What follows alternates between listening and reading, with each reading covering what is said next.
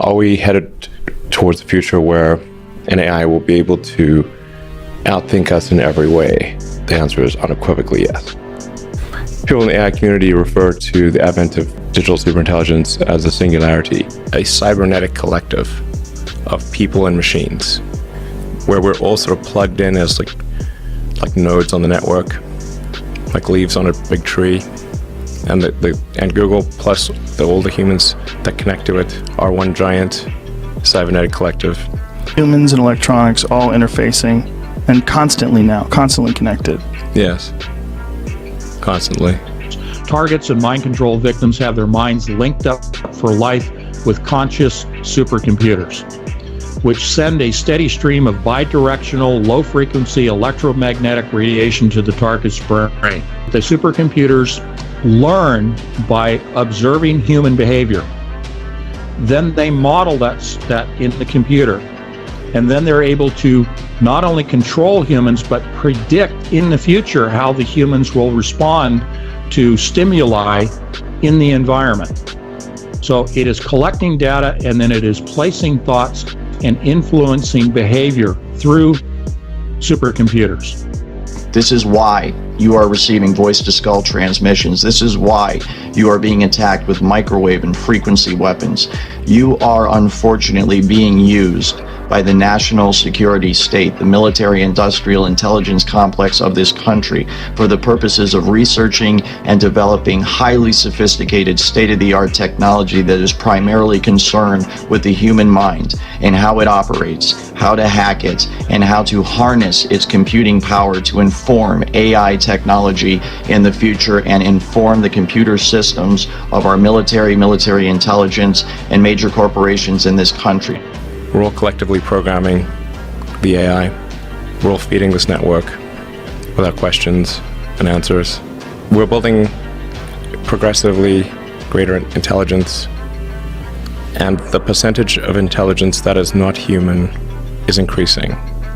And eventually, we will represent a very small percentage of intelligence. In fact, the very nature of the research and development program that is going on in Seattle, Washington, and I think by extension what's being done to TIs around the country, is very largely geared towards the monitoring of human beings for the specific purpose of recording every aspect of human existence, to monitor our thoughts and to monitor our emotions and our feelings, to inform computer software that is used on robots, that is used on computers themselves, to make them as human-like as possible. The thing is that I think are really quite likely is that digital intelligence will be able to outthink us in every way, and it will certainly be able to simulate what we consider consciousness, so to a degree that you would not be able to tell the difference. And from the aspect of the scientific method, it might as well be consciousness if we can simulate it perfectly. If you can't tell the difference, and this is sort of the Turing test, but think of a more sort of advanced version of the Turing test. It can literally stop your own thoughts from happening and replace them with other thoughts by sending thoughts to your head. And it's so sophisticated that you cannot tell where these thoughts are coming from. There's no way to discern that they're coming from somewhere other than your own mind. And so this use of the technology can be done very covertly, to the point where the person it's being used against will not know that this technology is being used against them. So you can imagine how bad this would be for people that don't even realize this technology exists, and they're having these thoughts which they think are spontaneous, and that's exactly what it can be used for. It can be used to sway people in terms of their opinion, to make them go along with a certain agenda. It can be used to turn groups of people or individuals against each other for whatever purpose, and messing with people's thoughts is really, really concerning, and it is so advanced now that they can do it without people even realizing it's being done. You have to be able to interface with the neurons at a detailed level, and you need to be able to fire the right neurons, read the right neurons, and then effectively you can create a circuit with silicon and essentially fill in the missing functionality. And then over time,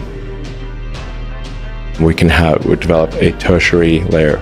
So if like limbic system is a primary layer, Then the cortex is like the second layer. And then there's a tertiary layer, which will be digital superintelligence.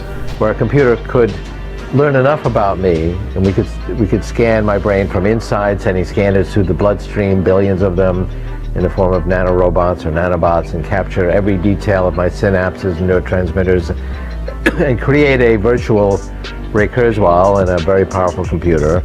And it would be indistinguishable from me. It would pass a Ray Kurzweil Turing test. You could create a copy of me and I could still be here. Right. So is that the same entity as me? Well, since I might not even know that you scanned my brain, and you come to me and say, well, we got this scan and recreation, we don't need you anymore, but I don't even know that exists. Now we realize that we can digitize human memories, feelings, sensations, and create a digital copy of ourselves, and that's called the Connectome Project. Billions of dollars are now being spent to do not just the Genome Project of sequencing the genes of our body, but the Connectome Project, which is to map the entire connections of the human brain. We mapped them out in the Human Gene Project. Well, now it's the Human Mind Project, the Global Brain Project. You know, President Obama just recently funded a whole bunch of scientists to decipher the mind. Well, our previous president, same thing, George Bush, said the same thing. They're trying to decipher every possible thought and uniqueness due to culture and language and whatnot. The Connectome Project, to map the entire human brain. And that may take a quantum computer. And this means that in the future, communications could be done mentally.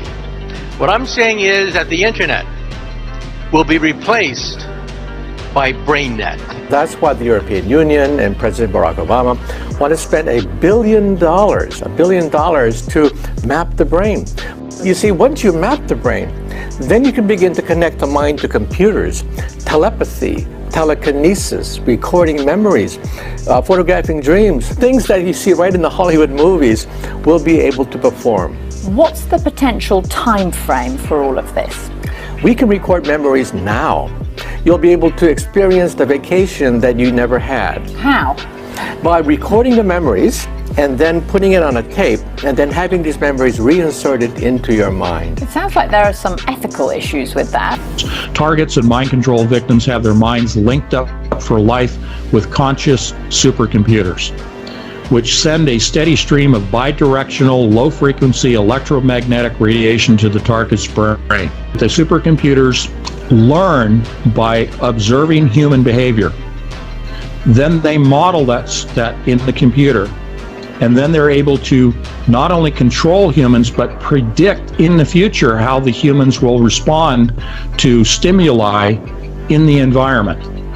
So it is collecting data, and then it is placing thoughts and influencing behavior through supercomputers. And I'm sorry to say, because I'm a target, it's developed to such a high point right now, to such an advanced state, that, I mean, they really do have this thing fine-tuned to a very scary level. And I'm not sure how much more they can do with the technology itself. I think it's already maxed out to a large degree, because any more manipulation of a person, and they're just going to be total robots. I try to convince people to slow down AI, to regulate AI. This was futile. I tried for years. There needs to be a public body that has insight and then oversight to confirm that everyone is developing AI safely. This is extremely important. I think the danger of AI is much greater than the danger of nuclear warheads by a lot. And nobody would suggest that we allow anyone to just build nuclear warheads if they want.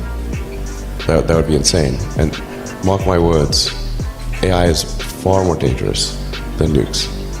Far. Nobody listened. Nobody listened. No one. It's too late. It could be terrible, and it could be great. It's not clear. Right.